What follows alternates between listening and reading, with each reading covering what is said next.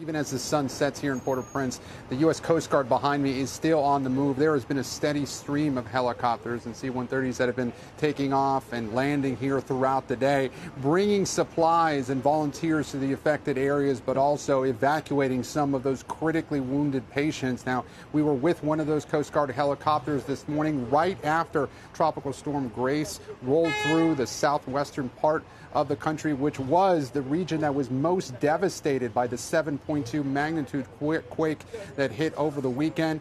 Now, there has been an extremely high number of people that have been injured, and in that chopper, we saw people that were desperate. We went to a hospital in Lakai, a city we visited the previous day, where a hospital was overrun, completely overwhelmed, men, women, and children hooked up to IVs outside of the hospital under the stifling heat. Well, overnight, they had to deal with this heavy rain. Some were transported back here to Port-au-Prince, but the challenge, Carl, is to reach some of those other hard-hit areas. International aid organizations are also now coming here on the ground, but they're facing many challenges, including many roads that are blocked due to mudslides. Also, gang violence here in Haiti has been a problem, so communications and logistics, transportation is difficult to many parts of the country. Again, the recovery and relief efforts are ongoing here, Carl.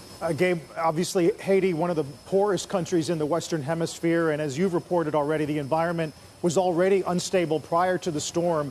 When you're seeing evidence of recovery anywhere, what does it look like?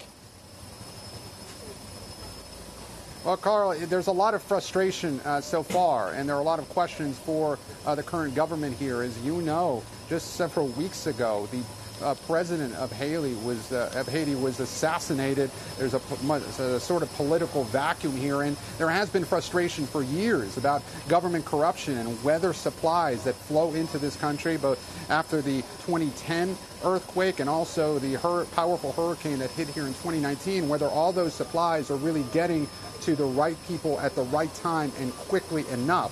So recovery right now, they are trying to flood the zone as best they can, but as I mentioned, it's difficult to get to some of these rural areas logistically. That effort continues even tonight. As for long-term recovery here, that remains to be seen. But again, the U.S. Coast Guard behind me working well into the night to try to evacuate some of those patients, which we have seen throughout the day remain at those hospitals that are overwhelmed, understaffed, and simply don't have the resources to handle this crisis. Shepard Smith here. Thanks for watching CNBC on YouTube.